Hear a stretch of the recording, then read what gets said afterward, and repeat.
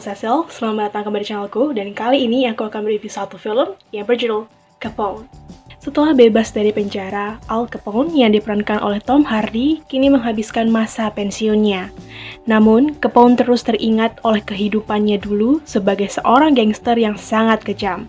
Dan hal itu semakin diperburuk karena Capone juga mengidap demensia. I know it. Pernah nggak sih kalian waktu nonton satu trailer film terus punya feeling yang sangat kuat kalau film ini tuh bakalan jelek, tapi tetap pengen nonton karena pemeran utamanya adalah aktor favorit kalian? Itulah yang sedang terjadi sama aku sekarang. Jujur, waktu pertama kali aku nonton trailer dari film Capone ini yang ditulis dan juga disutradarai oleh Josh Trank, aku ngerasa kayaknya film ini bakalan bermasalah dengan isi ceritanya, karena sebenarnya kelihatan banget dari klip yang ditampilkan di trailernya itu kayak nggak membentuk satu kesatuan, kayak jumpy banget gitu. Tapi ya sebenarnya bukan berarti nggak ada hal yang baik tentang film ini ya, kayak contohnya sinematografi, kemudian scoringnya juga oke, dan jelas Tom Hardy alasan utama kenapa aku pengen nonton film ini. Cuman jujur, aku nggak nyangka kalau ternyata bakalan separah ini. But anyway, mari kita mulai dengan membahas yang ganteng terlebih dahulu tentang film ini. Jadi sebenarnya bukan tanpa alasan aku suka sama Tom Hardy, tapi yang aku suka dari beliau itu adalah dia bisa menampilkan sebuah peran yang benar-benar stand out untuk karakter tersebut. Jadi enggak terbayang-bayang oleh sosok karakter lainnya yang pernah dia perankan. Contohnya karakter iconic Max di film Mad Max Fury Road atau Eddie Brock di Venom. Tapi untuk film ini ya Hardy berhasil menampilkan persona yang sangat meyakinkan sebagai Alphonse Capone, sosok gangster yang sudah mulai tua tapi tetap berbahaya gitu. Dan menurutku ini adalah salah satu nilai plus yang Hardy punya. Dia tuh selalu bisa bikin film sebiasa apapun tuh jadi lebih greget gitu. Contohnya Lock. Ini film yang cukup bagus menurutku, tapi selama 1,5 jam itu isinya cuma muka Hardy doang, di dalam mobil lagi. Tapi at least buat aku ya, waktu nonton sih ngerasa kayak wow, asik juga ya, nggak bosen gitu loh. Dan aku malah salut dengan orang-orang yang terlibat dalam film itu. Tapi untuk film ini, Hardy nggak bisa menolong banyak.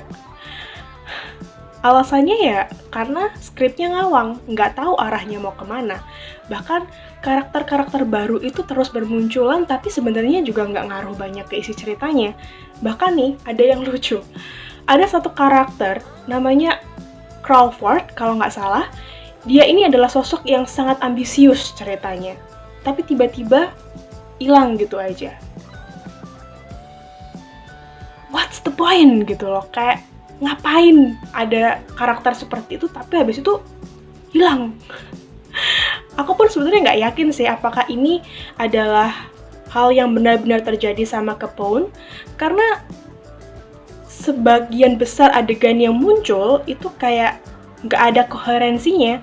Tiba-tiba ada satu momen yang aku pikir itu adalah momen payoff pun juga ya wes hilang, diedit terus ditempel sama adegan yang nggak nyambung sama sekali gitu loh. Aku paham bahwa film ini tuh sebenarnya pengen menunjukkan sisi lemah Capone sesaat sebelum dia meninggal, dan sebenarnya ya itu tetap menarik buat aku. Cuma sayangnya di sini nggak digali lebih dalam, potensi-potensi yang ada tuh nggak dieksplor lagi. Jadi modal yang Josh Trank punya untuk film ini jadi terbuang sia-sia.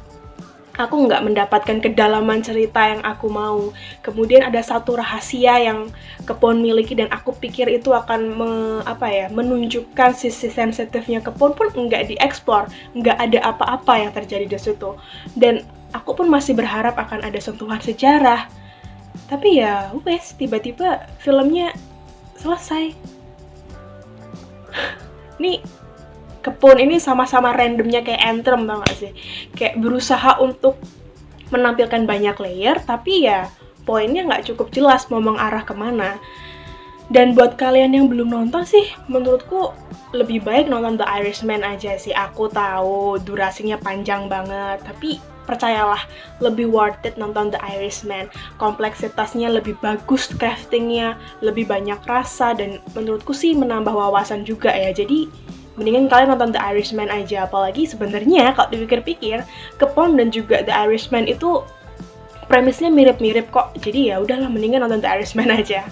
And yeah, overall sebenarnya kesalahan terfatal dari film ini ya skripnya. Seperti yang sudah saya katakan berkali-kali bahwa kalau skripnya udah busuk, siapapun nggak bisa menyelamatkan gitu loh. Kecuali skripnya dirombak total, itu beda cerita ya. Aku pikir Josh Trank ini udah tobat setelah Fantastic Four, tapi ternyata ya wes lah, yang penting Tom Hardy tetap jempolan. Dan rating yang akan aku berikan untuk Capone adalah 5 dari 10.